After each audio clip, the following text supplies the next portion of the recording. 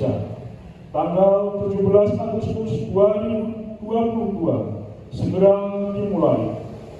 Masing-masing pemimpin pasukan menyiapkan pasukannya.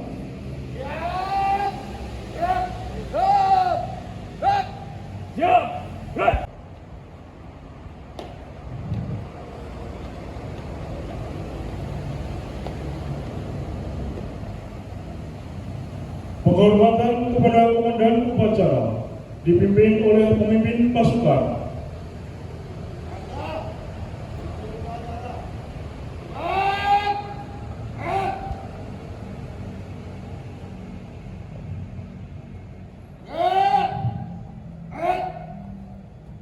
Inspektur upacara memasuki lapangan upacara.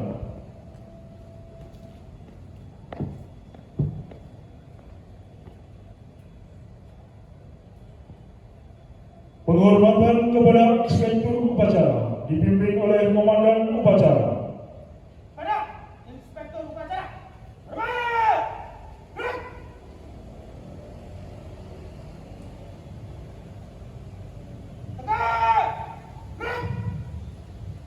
Laporan komandan upacara kepada inspektur upacara bahwa upacara siap dimulai.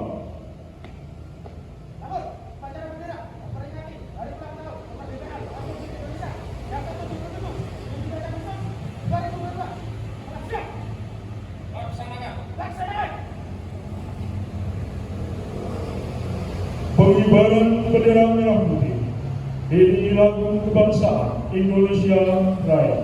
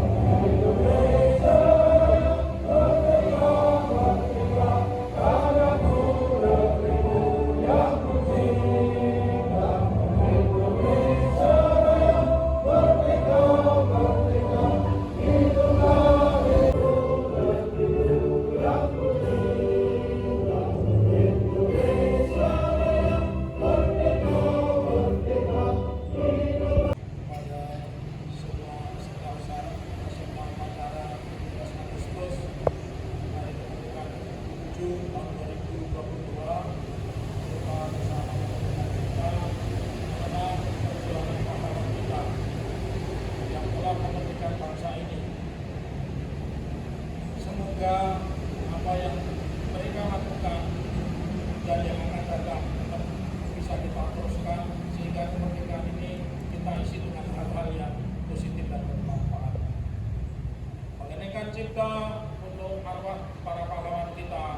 mulai.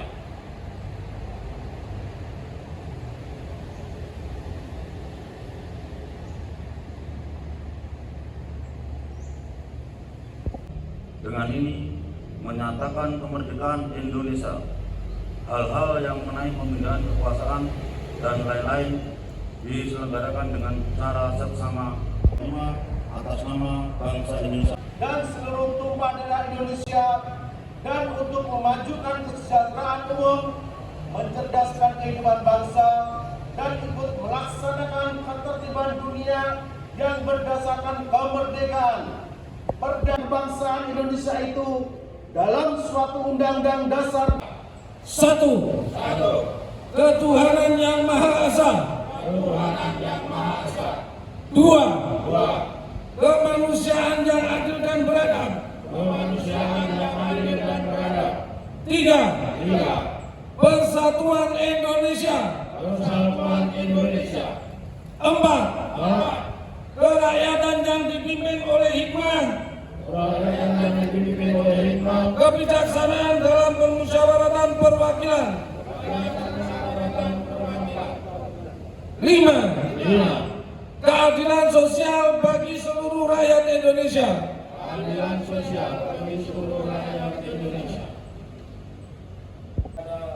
Yayasan Perguruan Batik dan Koperasi Batari. Siapapun di Solo tentu mengenal yang namanya Batari, ya. Kemudian momentum atau sejarah yang kedua, bahwa di Solo ini pertama kali berdiri namanya PRADI, Perhimpunan Advokat Indonesia, tahun 61. PKI di Madiun yang memakan banyak korban. Salah satunya kalau rekan-rekan lihat adalah diamankan dalam bentuk rumah sakit Dr. Muwardi. Salah satunya juga adalah Kepala Kejaksaan Tulungagung, yang itu adalah ayahnya tokoh nasional Sri Bintang Pamungkas. Sri Bintang Pamungkas itu dulu SMA 1, tinggalnya di depan Hotel Sanastri, ya, Jalan Sutomijoyo. Dan salah satunya adalah Gubernur Suryo. Jadi kalau kita menyelenggarakan di sini, ini adalah momentum yang bersejarah. Yang ingin saya sampaikan kepada kalian semua, termasuk juga generasi penerus, anak didik saya.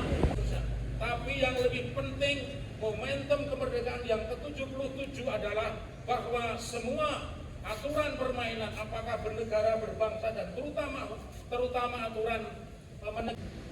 Kalau hari ini hampir semua media sosial, yang diadili saja tega dibunuh. Bagaimana dengan Anda semua yang ada di depan saya? Mungkin satu ketika berseteru dengan Linmas, ditembak juga.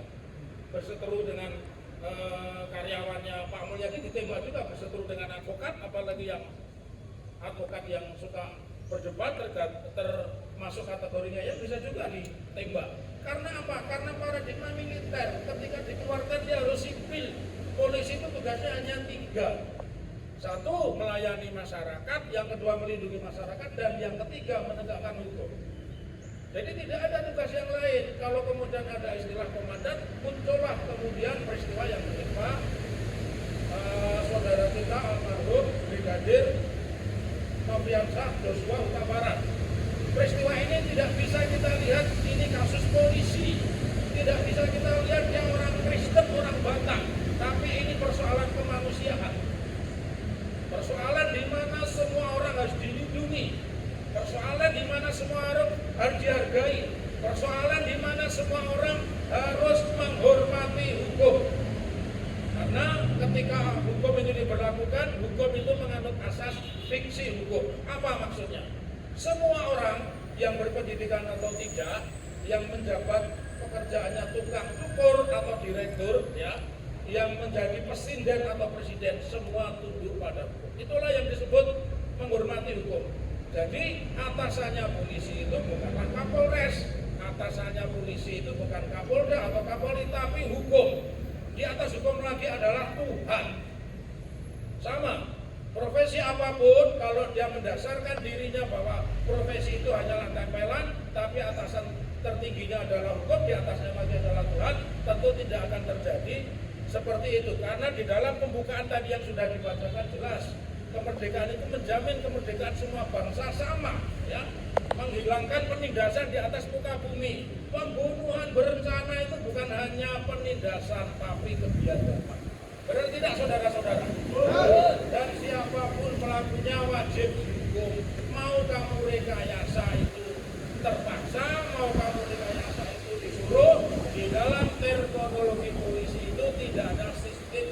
komando.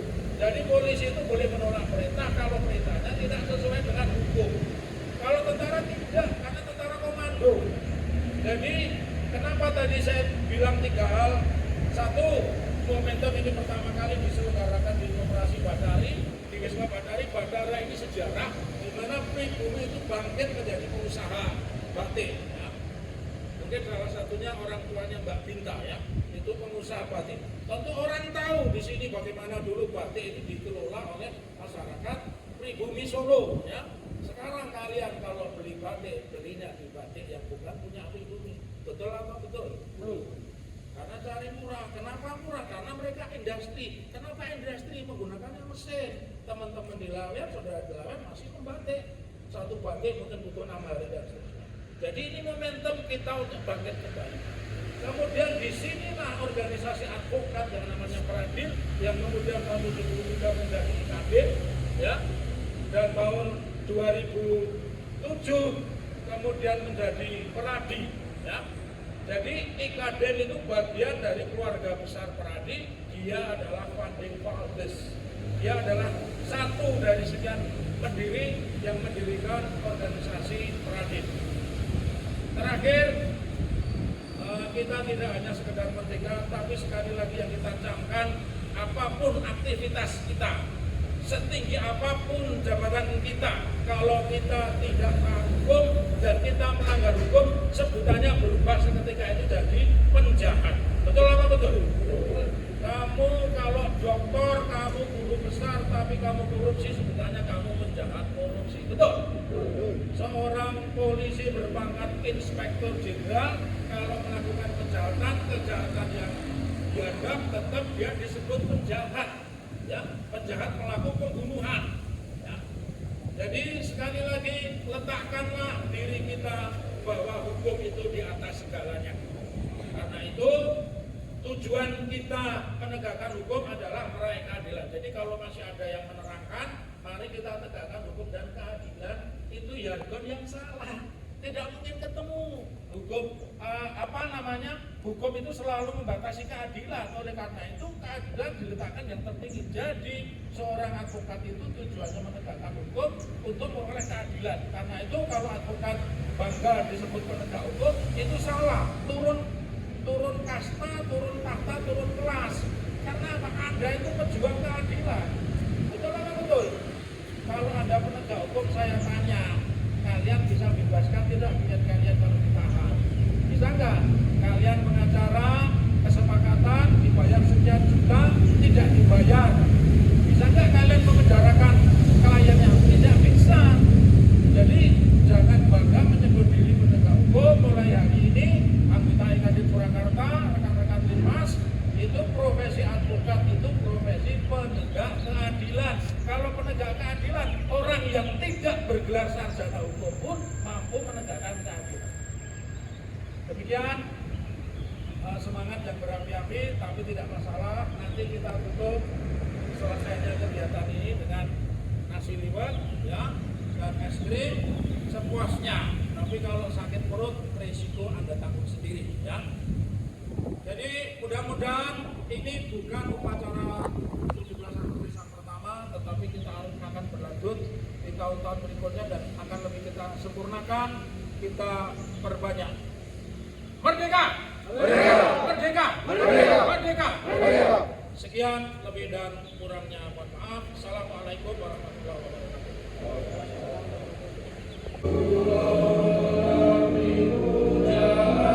Kami mohon kepadamu bersama seluruh rakyat, semoga bangsa kami pulih lebih cepat, bangkit lebih kuat, menyongsong citra kehidupan bermartabat.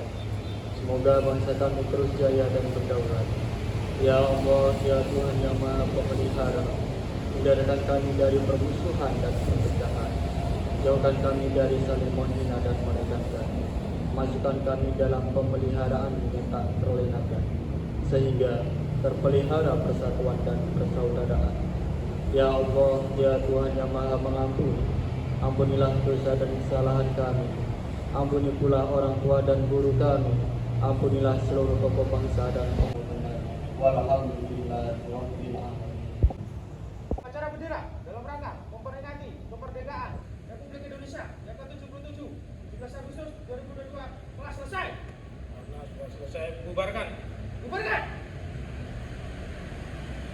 Penghormatan kepada Inspektur Upacara.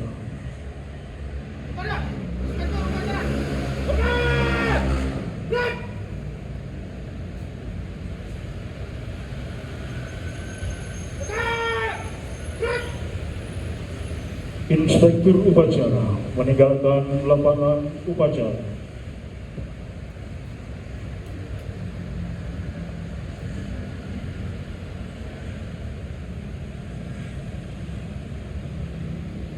Penghormatan kepada Komandan Upacara dipimpin oleh pemimpin pasukan Balintang.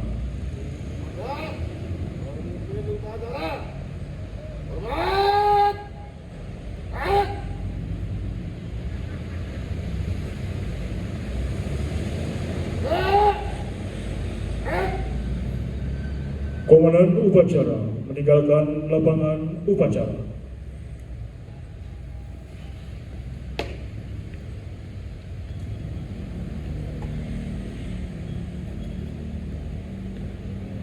Upacara selesai.